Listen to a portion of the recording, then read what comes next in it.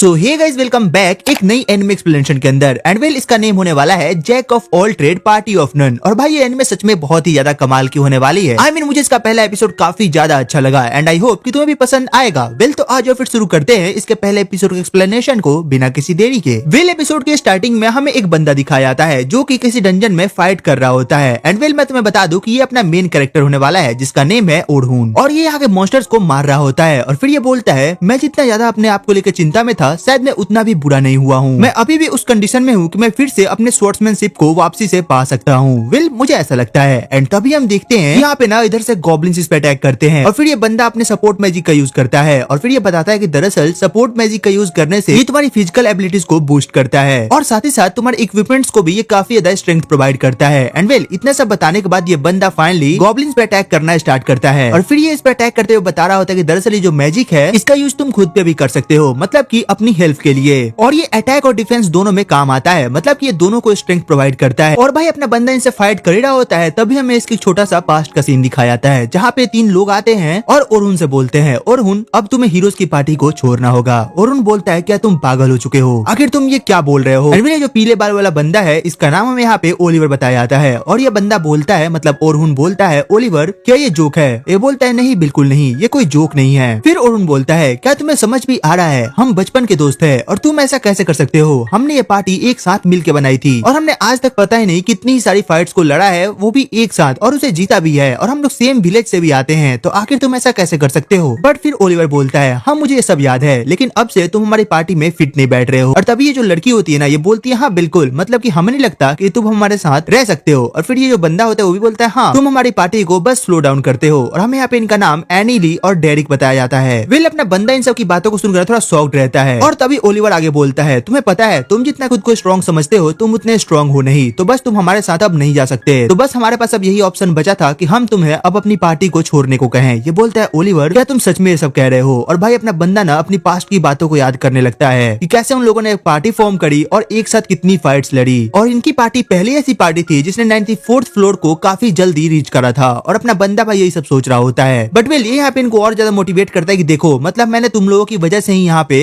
इंचेंटर का रोल किया, वरना मैं पहले स्वॉर्ड्समैन था और सिर्फ अपनी पार्टी की हेल्प के लिए मैं यहाँ पे स्वॉर्ड्समैन से इंचेंटर बना और अब तुम मुझे ये बोल रहे हो कि मैं ये पार्टी छोड़ दूं। वेल तभी ये लड़की बोलती है हाँ हमें पता है। और फिर यहाँ पे ओलिवर बोलता है लास्ट मंथ जो यहाँ पे हमने रेड करी थी उसमें हमने देखा था कि जो दूसरे पार्टी के इंचेंटर है वो कितने ज्यादा स्ट्रॉन्ग है और वही उनकी जगह पे तुम जो हो वो काफी ज्यादा वीक हो, मतलब कि तुम उनके सामने कुछ कर ही नहीं सकते और जो तुम्हारा सपोर्ट मैजिक है वो सच में काफी ज्यादा बेकार है। बिल अपना ओरहुन कुछ नहीं बोलता, वो बस इनकी बातों को सुनता है और फिर वो बोलता है तुम्हें पता ही है कि मेरी ओरिजिनल मैजिक ये नहीं है। और तभी जो अपना डेरिक होता है ना वो बोलता है बस भी करो, अब तुम कितने ज्यादा एक्सक्यूज दोगे अपनी बात को लेके। तुम्हें ऑलरेडी पता है कि तुम्हारी जो स्वॉर्ड्समैनशिप है वो ओलिवर से बेकार है, बस इसीलिए तुम्हें यहाँ पे अपने आप को सपोर्ट मैजिक करने के लिए छोड़ना पड़ा था और अब तुम जवान लड़ा रहे हो। वेल यहीं पे डेरिक बोलती है हाँ बिल्कुल, और तुम ना स्वॉर्ड्समैन अच्छे थे और ना ही इंचेंटर अच्छे हो, मतलब तुमसे सपोर्ट मैजिक भी अच्छे से नहीं हो पाता है और तुम इसका ब्लेम किसी और पे नहीं डाल सकते, तुम्हें खुद पे शर्म आना चाहिए और मुझे नहीं लगता कि तुम्हें अब हमारे साथ रहना भी चाहिए। विल ये भी अपने आप को प्रूव कर ही रहा होता है तभी ओलिवर बोलता है बस बहुत हुआ, हमने ऑलरेडी एक इंचेंटर को ढूंढ लिया है। एंड विल अपना जो बंदा होता है वो यहाँ पे थोड़ा शॉक्ड होता है, मतलब उसे बिलीव नहीं हो रहा होता है कि ये सारी बातें ओलिवर बोल रहा है। विल अपने बंदे के पास कोई ऑप्शन नहीं होता, वो बोलता है ठीक है अब तुम लोग ऐसा ही चाहते हो तो मैं यहाँ पे छोड़ के चला जा रहा हूँ। एंड विल वो यहाँ से जैसे ही जा रहा होता है ये जो लड़की होती है मतलब की एमेली होती है वो उसे रोकती है और बोलती है तुम्हें पता है तुम जैसे बंदे को क्या कहा जाता है जो कोई भी काम ढंग से ना कर पाए, उसे कहते हैं जैक ऑफ ऑल ट्रेड। विल अपना बंदा इसकी बात को सुनता है और यहाँ पे सीन फिर से प्रेजेंट में शिफ्ट होता है। विल अपना बंदा बोलता है चाहे कुछ भी हो जाए मैं यहाँ पे एक नई स्किल को डेवलप करूंगा, सपोर्ट मैजिक और स्वॉर्ड्समैनशिप को मिला के होगा और मैं इसे सच में करके दिखाऊंगा और मैं ये प्रूव करके दिखाऊंगा कि मैं जैक ऑफ ऑल ट्रेड्स नहीं हूँ। विल इतना कहने के बाद अपना बंदा यहाँ से जाने लगता है एंड फाइनली वो पहुंच चुका होता है एक टेलीपोर्टेशन क्रिस्टल के पास अपना रजिस्ट्रेशन करने के लिए। और यहाँ पे भी खड़ा होता है ना तभी हम देखते हैं कि यहाँ पे 4-5 बंदे भागते हुए आ रहे होते हैं और वहाँ पे लोग आके क्रिस्टल के बगल में खड़े हो जाते हैं और वहाँ पे एक बंदा बोलता है फाइनली हमारी जान बच गई। तभी एक बंदा बोलता है लेकिन उस लड़की का क्या होगा जिसे हम यहाँ पे अभी पीछे छोड़ के आए हैं। फिर इनका जो बॉस होता है वो बोलता है तुम सब पागल हो क्या, तुम सब मेरे लिए काफी करीब थे और तुम लोग मेरे लिए काफी दिन से काम कर रहे थे, जबकि वो लड़की सिर्फ आज ही हमारे पास आई थी, तो मैं तुम्हारी जान बचाता या उसकी, तो मेरे लिए जो अच्छा लगा मैंने वही करा, तो तुम ही बताओ क्या मैंने गलत करा। फिर लोग बोलते हैं नहीं बिल्कुल नहीं, तुमने यहाँ पे काफी सही करा। और भाई जो अपना बंदा होता है वो इनकी बातों को सुन रहा होता है, बोलता है नहीं मुझे इनकी बातों को नहीं सुनना चाहिए, चाहे कोई भी कुछ भी करे मुझे इससे क्या करना है। फिर वो बोलता है है, लेकिन नहीं, आखिर मैं इस बात को झुठला भी नहीं सकता कि अपने पार्टी की तरफ से धोखा देने पे कितना बुरा लगता है, तो मैं उस लड़की को ऐसे तो नहीं छोड़ सकता। वेल तभी इस बंदे से पूछता है, तुम लोगों को शर्म नहीं आ रहा? तुम लोगों ने अपनी एक मेंबर को वहाँ पे छोड़ दिया और अब एक दूसरे पे दोष लगा रहे हो और झूठ मूठ के बहाने बना रहे हो। वेल इसमें से एक बंदा बोलता है, तुम कौन हो और आखिर तुम्हें इससे क्या मतलब है? वो हमारी पार्टी की मेंबर थी, तुम्हारी नहीं। और वो ना ओरहुन पे अटैक करता है। वेल अपना ओरहुन जो होता है ना भाई, उसे पकड़ के वहाँ पे गिरा देता है और बोलता है, जल्दी से बताओ कि वो लड़की कहाँ है, तुमने कहाँ पे उसे मरने के लिए छोड़ा है। एंड वेल इन सब की भाई ऑलरेडी फट चुकी होती है और वो लोग ओरहुन को यहाँ पे ना उसका पता बताते हैं। यहाँ पे सीन शिफ्ट होता है और हम इस लड़की को देखते हैं जो कि भाई अकेले ही ना इन सभी मॉन्स्टर से लड़ रही होती है, मतलब अपने स्पेल को कास्ट करके इनसे बच रही होती है। और ये बोलती है, चाहे कुछ भी हो जाए, मैं इतने सारे लोगों को एक साथ हैंडल नहीं कर सकती। और ये यहाँ पे अपनी बहन को याद कर रही होती है, बट ये जो मॉन्स्टर्स होते हैं ना, वेल इसके बैरियर को यहाँ पे ब्रेक कर देते हैं और इस पे अटैक करने वाले होते हैं। तभी ये बोलती है, कोई तो मेरी जान बचाओ। और तभी हम देखते हैं कि जो अपना बंदा होता है वो यहाँ पे इसके सामने आता है और बोलता है, कोई बात नहीं, और लिटरली इनसे भिड़ जाता है और यहाँ पे इन पे अटैक करने लग जाता है। और ये लड़की बोलती है, क्या ये एक स्वॉर्ड्समैन है? वेल अपना बंदा यहाँ पे सपोर्ट मैजिक यूज करता है। बोलती है, क्या सच में ये सपोर्ट मैजिक भी यूज कर रहा है? लेकिन ये कैसे? वेल जो अपना ओरहुन होता है यहाँ पे इनको मारना चालू करता है और धीरे धीरे इनको सबको मारने लगता है। और फिर ये लड़की बोलती है, क्या एक स्वॉर्ड्समैन और एक इंचेंटर, क्या ये दोनों ही है? ये कमाल की बात है, मैंने ऐसा कभी नहीं देखा और मैंने ऐसे बंदे को कभी नहीं देखा जो इतना अच्छा लड़ता हो। वेल अपना बंदा यहाँ पे अपने स्वॉर्ड को थोड़ा शार्प करता है और बोलता है, वैसे सच में उन लोगों के लिए इन सबको हरा पाना थोड़ा मुश्किल था, बट मेरे लिए नहीं। और भाई पता है, जस्ट 1 सेकंड के अंदर ये उन सभी को वहाँ पे खत्म कर देता है और उस लड़की के यहाँ पे जान बचा लेता है। और ये लड़की भी शॉक्ड होती है कि मतलब सच में यार ये बंदा कितना ज्यादा स्ट्रॉन्ग है, मैंने इतना स्ट्रॉन्ग बंदा आज तक कभी नहीं देखा। फिर ये पीछे मुड़ के बोलता है, और बताओ क्या तुम ठीक हो? बट भाई इस लड़की के यहाँ पे पूरी तरीके से हालत खराब हो चुकी होती है, ये यहाँ पे रोने लगती है। वेल यहाँ पे सीन शिफ्ट होता है और हम देखते हैं कि फाइनली ये लोग यहाँ पे डंजन से बाहर आ चुके होते हैं और ये बोलता है, चलो ठीक है मैं अब जा रहा हूँ। ये लड़की से रोकती है और बोलती है, 1 मिनट, मुझे सही से तुम्हें थैंक्स तो बोलने दो।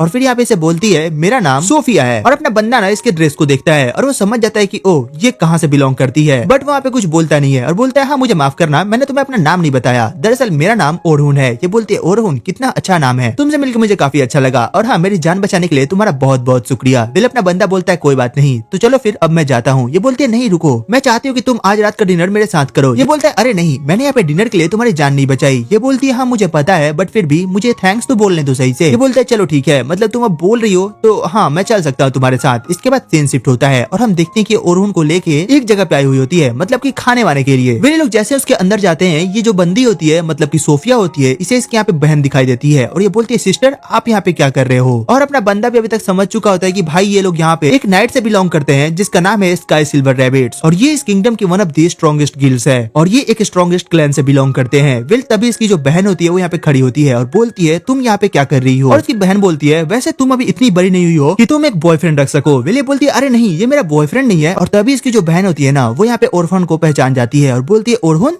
तुम यहाँ पे क्या कर रहे हो? और अपना बंदा बोलता है, सेल्मा तुम जैसा समझ रही हो वैसा बिल्कुल नहीं है, मतलब मैं कोई बॉयफ्रेंड नहीं हूँ तुम्हारी बहन का। वेल यहाँ पे ये बंदी कुछ सुनती नहीं है और इस पे चिल्लाई जा रही होती है। वेल ओरहुन बताता है कि दरअसल सेल्मा कोई आम लड़की नहीं है, ये यहाँ पे इस रैंक पार्टी की लीडर है और ये बहुत ही एक पावरफुल इंचेंटर भी है और इसी ने यहाँ पे इंचेंटर्स को फेमस भी करा था। और ये इसी का आइडिया था कि हर ग्रुप में रूल्स बांट दिए जाए, मतलब की एक डिफेंस करने वाला हो, एक अटैक करने वाला हो और एक इंचेंटर हो और एक हीलर भी हो, मतलब की ऐसा ही कुछ। वेल तभी ये लोग यहाँ पे आपस में बात करते हैं और यहाँ पे जो अपनी सेल्मा होती है भाई, ये तो यहाँ पे सुनाई जा रही होती है कि तुम लोग बहुत गंदे हो और तुम्हारी हिम्मत कैसे हुई मेरी बहन के इतना पास आने की, तुम मेरी बहन के साथ ट्रिक कर रहे हो क्या? वेल इसकी बहन इसे रोकती है और बोलती है, सिस्टर आप बिल्कुल गलत समझ रहे हो, यहाँ पे ऐसा कुछ भी नहीं है जैसा आप सोच रहे हो, दरअसल यहाँ पे ओरहुन ने मेरी जान बचाई है। वेल यहाँ पे सेल्मा बोलती है, सच सच बताना, क्या तुम फिर से डंजन में गई थी? वेल इसकी बहन डरते हुए बोलती है, हाँ। फिर सेल्मा बोलती है, वैसे मैंने तुम्हें कहा था ना कि तुम अकेले वहाँ पे मत जाना, हम लोग अगले दिन वहाँ पे जाएंगे, फिर तुमने मेरी बात क्यों नहीं मानी? वेल इसकी बहन कुछ बोलती नहीं है, फिर बोलती है चलो कोई बात नहीं। और फिर यहाँ पे ओरहुन को थैंक्स बोलती है, मतलब उसकी बहन की जान बचाने के लिए, और उसे माफी भी मांगती है कि इसने उतनी रूटली तरीके से उससे बात करी। वेल अपना ओरहुन बोलता है, कोई बात नहीं, मतलब मैं समझ सकता हूँ कि तुम यहाँ पे थोड़ी चिंता में थी। वे लोग बात कर रहे होते हैं और फिर यहाँ पे इसकी बहन बोलती है, वैसे सिस्टर आप यहाँ पे ओरहुन को कैसे जानते हो?